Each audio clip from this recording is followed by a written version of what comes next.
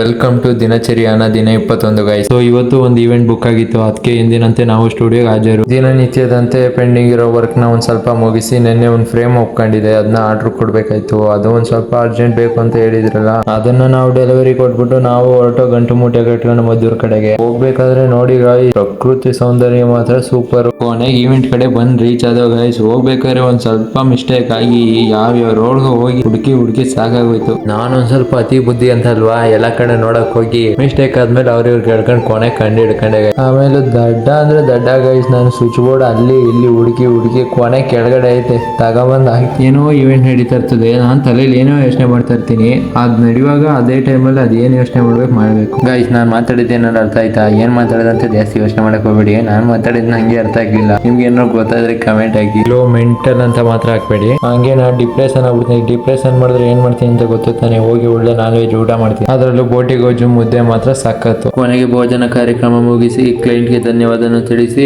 ಹೊರಟು ಮಂಡಿ. ಅಲ್ಲಿಂದ ಜಸ್ಟ್ 100 ಕಿಲೋಮೀಟರ್ ಸ್ಪೀಡ್ ಅಲ್ಲಿ ಸ್ಟುಡಿಯೋ ತಲುಪ್ತೆ. ಲಗೇಜ್ ಎಲ್ಲ ಅನ್ಲೋಡ್ ಮಾಡಿ ಏನೋ ಮಿಸ್ಸಿಂಗ್ ಅನ್ಬಿಟ್ಟು ಒಂದ್ 5 ನಿಮಿಷ ಕುತ್ಕೊಂಡು ಯೋಚನೆ ಮಾಡಿದೆ. ಏನಂದ್ರೆ ಸೂರ್ಯದೇವ ಇವತ್ತು ತಂಪಾಗವನು. ಸೂರ್ಯದೇವ ಕಾರಣ ಇಲ್ಲದೆ ಹಿಂಗೆಲ್ಲ ತಂಪಾಗಲ್ವಲ್ಲ, ಏನೋ ಮ್ಯಾಟ್ ರೈತೆ ಅಂತ ಯೋಚನೆ ಮಾಡ್ತಾ ಇದ್ದೆ. ಬ್ಲಾಕ್ ಕಾಫಿ ಹಾಕೊಂಡು ಯೋಚನೆ ಮಾಡಿದ್ರೆ ಇನ್ನು 2x ಸ್ಪೀಡ್ ಆಯ್ತದೆ ಅನ್ಬಿಟ್ಟು ಹೋಗಿ ಬರತ್ರ ಕೋಲ್ಡ್ ಆಗಿ ಒಂದು ಹಾಟ್ ಬ್ಲಾಕ್ ಕಾಫಿ ಹೇಳಿದೆ. ಒಳ್ಳೆ ಬಿಸಿ ಬ್ಲಾಕ್ ಕಾಫಿ ಕುಡ್ಕೊಂಡು ಆಮೇಲೆ ಗೈಸ್ ನಾನು ಹೇಳಿದ್ನಲ್ಲ ಬ್ಲಾಕ್ ಕಾಫಿ ಟ್ರೈ ಮಾಡಿ ಅಂತ. ಯಾರು ಟ್ರೈ ಮಾಡಿದ್ರ? ಏನ್ ಗೈಸ್, ಯಾರು ಒಂದು ವಿಷಯನೂ ತಿಳಿಸಲ್ಲ. ದಯವಿಟ್ಟು ಸಂದೇಶಗಳನ್ನು ತಿಳಿಸಿ ಗೈಸ್. ಹಂಗಾದ್ಮೇಲೆ ಅಕ್ಕ ಫೋನ್ ಹಾಕ್ಬಿಟ್ಟು ನಮ್ಮ ಹುಡುಗ ಕ್ರಿಕೆಟ್ ಕೋಚಿಂಗ್ ಹೋಗೋನೆ, ಹೋಗಿ ಕರ್ಕೊಂಬ ಅಂದ್ರು. PS ಕಾಲೇಜ್ ಒಂದ್ ಸ್ವಲ್ಪ ವಿಶಾಲವಾದ ಸ್ಥಳ, ಹುಡ್ಕೋದ್ ಒಂದ್ ಸ್ವಲ್ಪ ಕಷ್ಟನೇ. ನಾವು ಗೊತ್ತಲ್ಲ ಅವಾಗ್ಲೇ ಬಿಳಬಾಗಿದೆ ಹೆಗಣ ಹಿಡಿಯೋರು.